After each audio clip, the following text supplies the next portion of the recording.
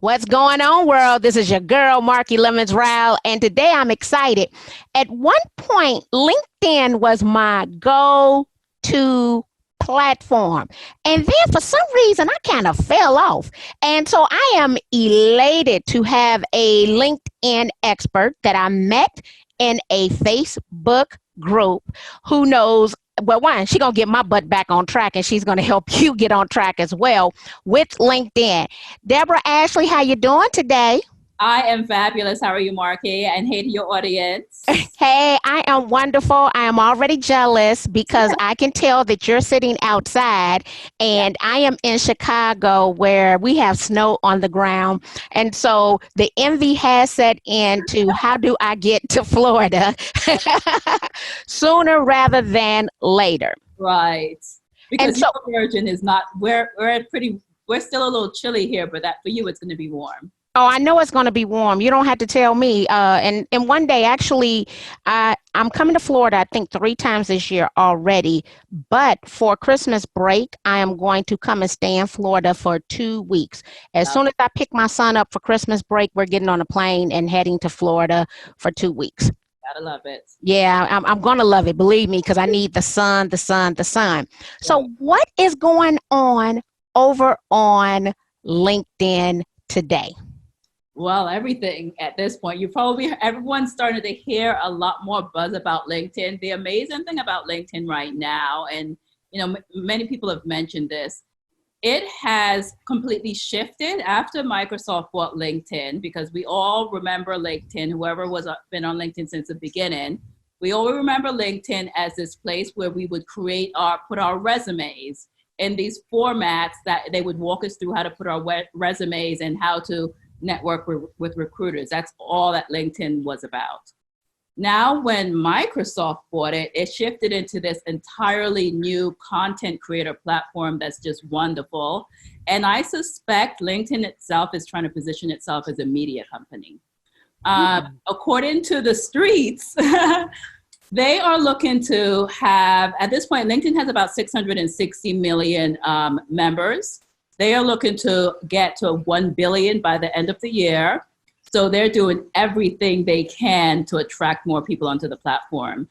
So that's all. This is like the fun time of LinkedIn now, because they're doing everything to push video. They're doing everything to attract more users. They're doing everything to encourage posting, because not a lot of people post. There's a lot of people who hang out on the site, but maybe you have about 10% of people who post on a regular basis. So there's a lot of opportunity there. Now, when I first started to utilize LinkedIn, I was also using SlideShare quite a bit. Yes. And it was the only way at the time to essentially get visual content back over to LinkedIn. Because if you're a speaker, you have your PowerPoint, you put it over on SlideShare, and then it would display. But now we can load PDFs that look great in regards to adding content to LinkedIn that at one point it didn't have the capabilities. Absolutely. And when I think about the video, I'm a little mad at LinkedIn because I think that they should have given me live video access by now. And I've requested it and I have not received it yet. So me and I got a bone to pick with LinkedIn because I want to stream that live video. Right. Yeah. As a person in real estate, or let me say, they don't even have to be in real estate. Let's just take any old entrepreneur. Right. And they haven't really used LinkedIn. They set it up 5 years ago. Right. What would be the first thing you would recommend to any entrepreneur who decided, oh, I want to deal more with business to business? What would be the first thing they would need to do to their profile? Or is it research that they need to do? Yeah, immediately the first thing, whether you're going to start using the platform every week, every month, go there and completely revamp your profile. The biggest thing, the 3 biggest areas I would suggest that you focus on would be that banner area. You want your banner to tell the story. So it's almost like when we think about real estate agents, it's almost like that front door, that presentation before anyone decides they're going to ring the doorbell, knock on the door, enter. So you want to use your banner area as that welcome piece, because you have about 3 seconds before someone decides whether they want to dig further into what you're doing or they will just go to another person. That's one area. So Another, I'm sorry, in that banner area, are you telling us that we need to update our header photo, our avatar, and then use some SEO or keyword rich content in building out our bio? well, just the banner area itself, I would just have an image that sends a message, tells a story of who you are. So that's just a piece. I mean, there's so many different pieces to this profile.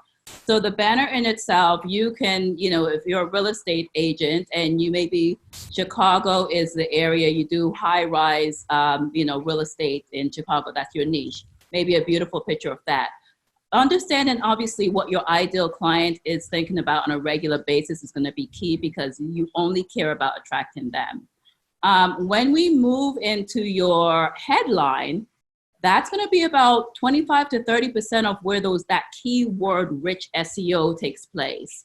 So instead of saying CEO of High Vibe Realty, you want to say specifically what you do. And when, obviously this because you're a marketing person too. It's not necessarily as a real estate agent or anything else that you sell homes. You actually do something deeper than that. You do something different for what they're feeling inside. So you want to have a headline that speaks specifically to what they would be looking at under. Obviously, realtor is going to be one of the words in there, but you want to have a description of something that you do that will connect to their minds, their hearts, and their soul. So that's a really big area too. Another big area, clearly that photo, right? That photo tells a story in itself. We don't know you. So the only thing that we have to go by is the smile on your face, the look in your eyes, things like that. So you want to have it doesn't have to be a stuffy photo. LinkedIn has changed, like I said, but you want to have a photo that's going to bring a sense of warmth to who you are and welcome your visitor in. And then one more area that I'll mention, because once you have the photo, once you have that banner image that speaks specifically to that ideal client, and once you have your keyword rich headline, you want to go under your about section. Summary, it used to be called about section, and you want to tell a story of what you do and why it actually matters to that person coming to visit your page. So that about section is not necessarily about you, but you're telling a story in a way that it's speaking to your ideal client. It's not your resume. Anything that looks like a resume right now should be completely eliminated. It should be all about the ideal client and how they're going to relate to you. So those are I know it sounds like a lot, but those are if you have 30 minutes to do it, it'll take 30 minutes, but those are the areas that you really want to focus on. Let me add another key point too. Let's build some social proof on that banner. So if you've won awards, if you've broken records, we're going to get up, if you have a icon, if you have a logo that represents that award, I want you to put that on the banner area. Maybe you've written some books, right? And you're an industry expert. I want you to put that book and just an icon on that banner area too. Now, what's kind of funny? I am diehard do-it-yourself, and I've been telling myself, stop it, stop it, stop it. And so recently, I actually went over to Fiverr and hired someone in order to create that header photo, not only on LinkedIn, but also Facebook, Twitter, and I want to say my YouTube channel. And I'm elated that I did it because they were able to layer the images, but I'm pulling mine up now just to make sure that I have all that stuff, in there. And so I would recommend that people go to Fiverr, but if you don't have the financial means to pay anybody to do anything because you're trying to build, then of course utilize Canva, and you can use Canva for free in order to create your header photo over there on Instagram. But I love the whole build the social proof into the banner because you only have so much time to capture their attention. Right. Yeah. I always talk about standing out as the obvious choice. There should be no doubt in their mind that you're the right person for them because your job clearly is not to sell them, right? By the time they reach out to you, they should have already built that trust. They should have already, we talk about the know, like, and trust factor. And for the record, I don't have to necessarily like someone to do business with them. But if I know they can get me results and it's going to be as stress-free as possible, yeah, I'm buying from you. So we want to make sure that you've built that trust inside. You've built everything that needs to happen before they even reach out to you. Okay. All right. So now I build out the bio, and I've had a lot of people who connect with me because one, they're selling in the general message, right? Which is freaking annoying to me. Right.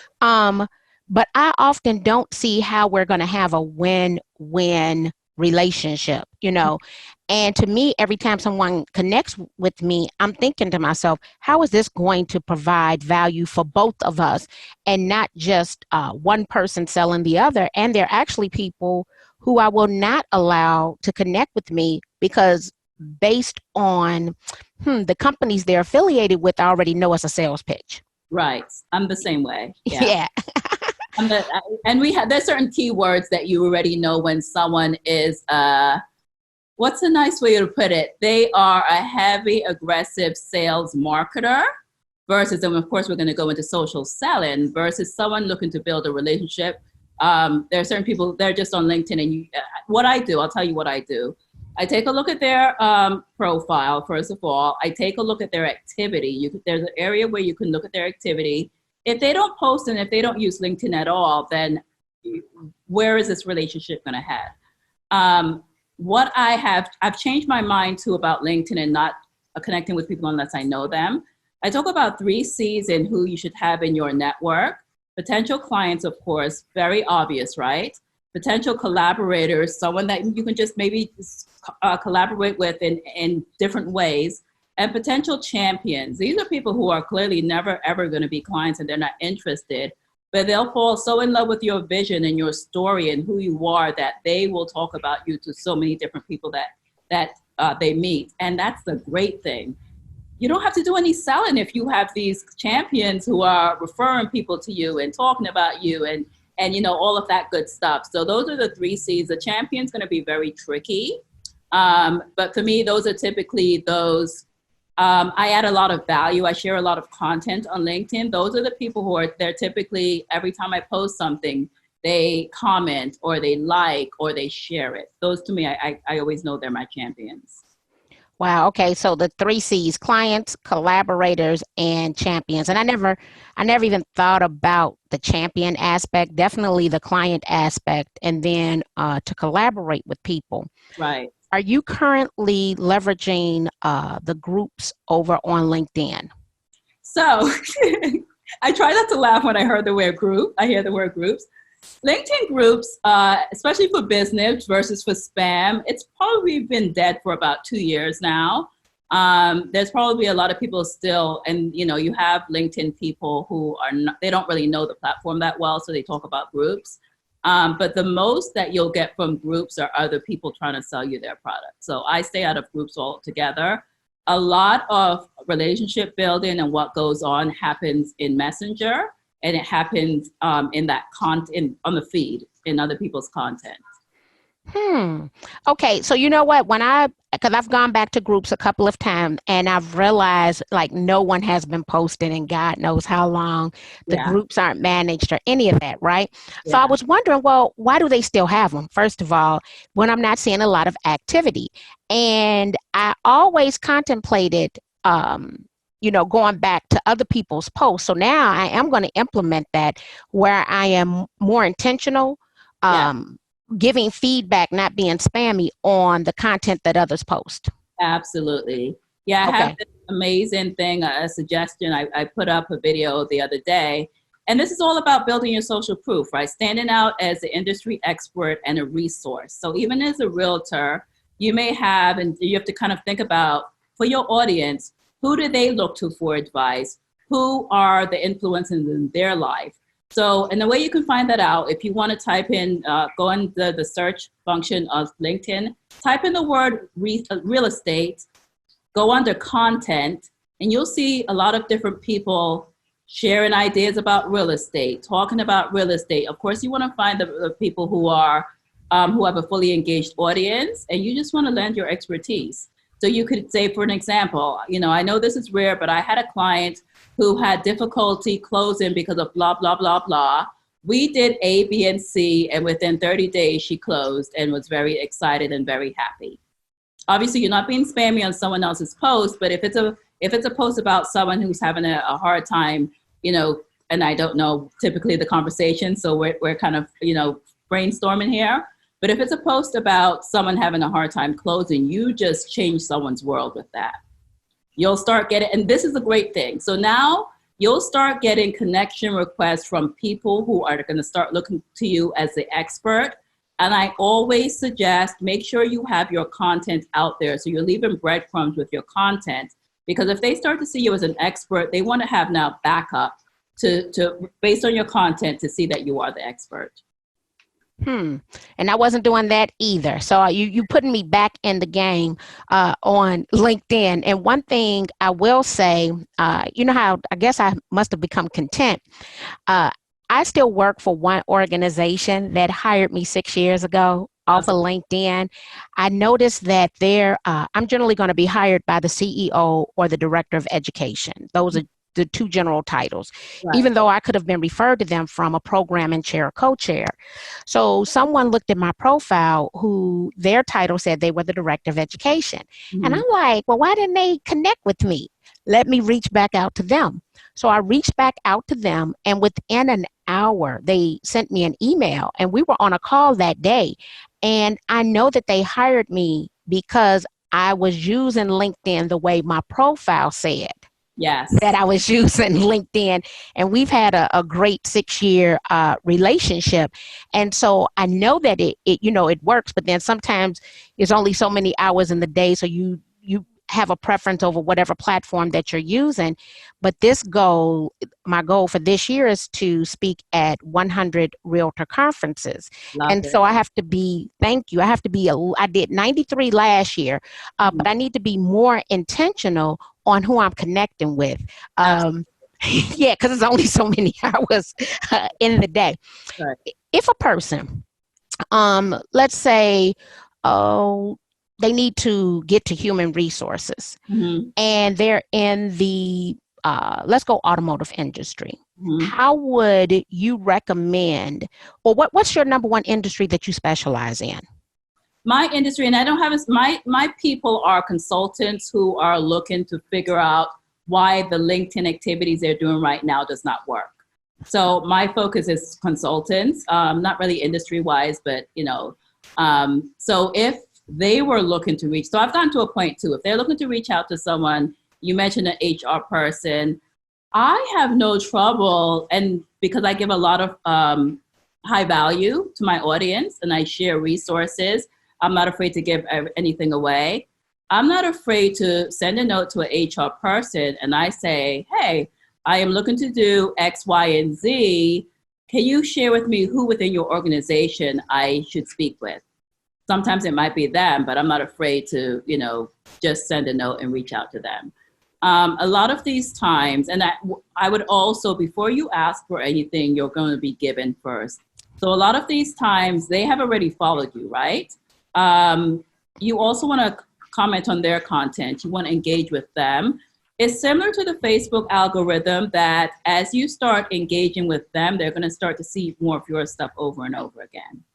So yeah, reach out. You don't want to be spammy, but reach out if you have particular questions. It's not going to be the, hey, I'd love to speak at your organization. How can I get me in, It's more, do you have 10 minutes? You have 10 minutes. I'd love to ask you a question to see how I can X, Y, and Z. That's the best way to do it. And I like how to ask you a question, because a lot of times, everybody wants to get you on the phone. I'm going to actually use that too, where, do you have a few minutes to answer the question? Because if they answer the question, you got what you wanted. You don't need to talk to them to sell them on it. You know what I'm saying? Right. Where everybody wants to know, can I get you on a call? Now, well, first of all, we haven't even built rapport here yet. No, we not getting on a phone call. And I've had to tell people that time and time again, right, because it just seems so sales pitchy, mm-hmm, to me when a lot of people communicate, that those initial communications are coming from text message and email. Right. Yeah. You know, And uh, if you're given, if you're sharing resources, if you're commenting on their posts, then most people would have no problem. And it's not always about getting on the phone. Can you answer this simple question? It yeah, should I be a love simple that. question. It shouldn't be a lot of work on their end. Yeah. Can you answer this simple question? Um, and so let's kind of just recap. So the first thing I'm going to do is I'm going to work on that header area, Yes. a photo with that validates what it is that I say that I do. Yes. I don't have to have the stuffy avatar anymore. I can have a little bit of fun with the avatar, but it still should represent the brand. Absolutely. And then I think you said something. Standing out as the obvious choice. Yes. What we want to do with that bio and utilizing some of the keywords Mm-hmm. that help solve the problem of the person looking to connect. Right. And that they would be typing in a search bar in order to find someone like you. So what are they typically looking up when they're looking for someone like you? And maybe you might not know that. So now it's time to do your research and go into your feed and find out what people are talking about. What words are they using? Use those words. It's amazing how many people don't want to invest the time doing the research, but the more you research, the better the return is that you're going to get from these activities. Absolutely. So there are a couple of things that I'm going to change. One is I tend to not connect with people just by looking at do they have a header photo, what does their avatar say, and what that bio says. Mm-hmm. I never thought to really even scroll down any farther to see what their activities were. So Right. now when they send you that, I have 77,000 connections, I need to see if you're providing value and content on your feed, or are you only in the message system trying to sell people on something. Exactly. Yeah. Yeah. So yeah, you got me. Look, I'm gonna let you know because I'm getting ready to get hired for something else because I'm going to implement a few things. And let me say this: I'm consistent in sharing content. I Uh-huh. haven't been consistent in leveraging it to connect with people who I know who hire me. Right. So I put it out there, and I think I have a pretty nice. I have about 9,000 people in my network, and they said that 3 degrees of separation is like 30 million people, which is unreal. But I love the fact that they tell you about your degrees of separation, Mm-hmm. because what historically we come from a world of 6 degrees of separation, but with social media and technology, we're like a little bit over 3. Exactly. Yeah. I've had some, I don't name names, but I've had some unbelievable people reach out to me to do LinkedIn training. They gave me their community, I guess it's called, their people are called community managers. And they said, can you reach out to them? I'd love for you to do a training to teach us how to use the platform. Like people who are doing very well on Facebook. So yeah, it's amazing. And LinkedIn makes it easy for you to network and engage and connect with people that you would have never have thought you would ever connect with. Like the Tony Robbins of the world and everyone else. It just becomes easy, and they show up like regular people pretty much. What I love is that there aren't gatekeepers, so if I was to go back when I first started doing what it is that I do, which was 13, actually it'll be 14 years ago, there was a gatekeeper for everything. And it's like, now you can slide on to one of these platforms, slide on into the DM, IM messenger system, whatever it is. And there's no one to say, no, you can't do business. No one to say that. And I was just actually in a podcast training the other day, and it says sometimes you want to go directly to the person because the gatekeepers are really taught to keep people out and not necessarily grow the business. You are so right about that. Yeah. And sometimes that the going directly to the person, you'll get a yes, or you'll get, let's have a conversation. I'm not sure, when we were at TSP Live, I mentioned Dr. George Fraser. I reached out to him I was always on LinkedIn. I've been on LinkedIn for 13 years. But when I got back on after a long period of time, I was writing an article about, there's thought leaders who are really thought leaders, and there are people who are overnight thought leaders, right? So I wanted to write an article about the real thought leaders they've been in the game for a long time. I reached out to him. I said, I'm doing an article about thought leaders. I'd love to, it was just a simple, I wanted to email back. I'd love to get your ideas, maybe 2 or 3 sentences of where you think they're heading going into this new world of social media.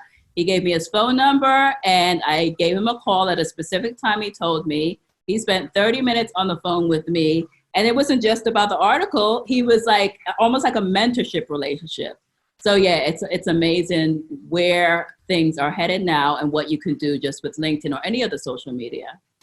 Wow. Okay. So I think of myself as a thought leader, a micro, a micro influencer, because Right. I'm only in the niche of real estate. And it's kind of funny when people call and they say, I can't believe you're available for a call, because in my niche, they think that I'm too busy. Right. It kind of warms your heart and you're like, let me find some time to talk to this person. One, because they really made your day, right? Like, oh, Right. and so yeah, well, and actually I've shared a couple of quotes from him since returning home, because I loved his presentation. I'm elated to know that going on 50, I am in the 3rd most productive decade of my life. Exactly. Same here. So now we have to just continue to take our vitamins, right? So we have all the energy in the world to keep going. Yeah, so I was like, yes, and then everything else, right, was preparation for now. Right. So, Deborah, I know, and let me say this, I believe that real estate professionals should consider themselves consultants. They're handling a person's, what should be their biggest transaction of their life. So they should view themselves as consultants and leverage LinkedIn. Yes. How would one connect with you and do business with you so that you can help them leverage LinkedIn in order to grow their businesses? Sure. I'd love to offer your audience, everything starts with a profile. So I'd love to offer them a 15-minute profile assessment. I have a 5-point system. I want to see how they're currently using LinkedIn, and I'll give them tips on what they can do to change things up in order to improve. And just so I'll say this really quickly, for a realtor to get on LinkedIn, they will really stand out. Not a lot of people are, because I think there's realtors on LinkedIn, you can do a quick search and you're probably going to see about 500,000, but they're not posted. So for a realtor to get on LinkedIn and start showing up, amazing stuff. But I'll share a number they can text me and just type in the word LinkedIn audit, 813-461-4555. And if they type in LinkedIn audit, we'll set up a time and I'll do a quick audit of their LinkedIn profile and their presence. Wow, that is awesome. And can they connect with you on LinkedIn? Yes, you can connect with me under my name, of course, Deborah Ashley, or if you do hashtag, we didn't get to hashtags, but if you do hashtag the LinkedIn Black Belt, you'll see a lot of my content, a lot of my resources, and a lot of tips that you can use. So another tip, create your own customized hashtag to use so others can follow. You know what? Now, we're going to close with the hashtag because you brought it up, because I notice now every time I post, it gives me a couple of hashtag options. And historically, hashtags weren't that big over on LinkedIn. Right. What is going on with hashtags today on LinkedIn?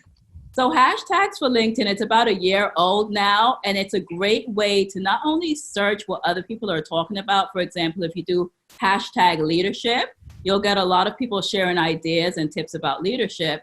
But it's also a great way that if you are now becoming a resource for someone you'd like to connect with, you can share an article with them, or you can tell them to follow your hashtag. So you can now follow a hashtag, and they will get not necessarily a notification, but if they type in the word, hashtag the LinkedIn Black Belt, they will now start to see the little breadcrumbs that I have left for people to start to see my journey. And that's the whole point of it. Oh, I love that. I'm getting ready to make sure I make a note. Follow Remarkable, which is my hashtag. Yeah. I appreciate that, because that's something simple that you can implement, and you can get people to follow it so they'll know when your content comes up. Yes, absolutely. I love it. And it's just your call to action too. Even after you put your content, don't forget to follow hashtag Remarkable for the content that I share throughout the week. Simple. Okay, you see, I'm taking all my copious notes over here so I can get my LinkedIn back in order. Do me one more favor, Deborah. Please share that telephone number and what you want them to text there again. Sure. If you can text not hashtag, if you can text LinkedIn audit, I'll know right away what it's for. The number is 813-461-4555. Deborah, I thank you. You are going to get me and my audience in order. So I appreciate the information. You're up to date and timely, and you got me together on my groups and on my new. Don't forget to follow Remarkable, hashtag Remarkable. So I will be implementing that on my next post tomorrow. Thank you. Not a problem. Thank you. Thanks for having me. I really appreciate it.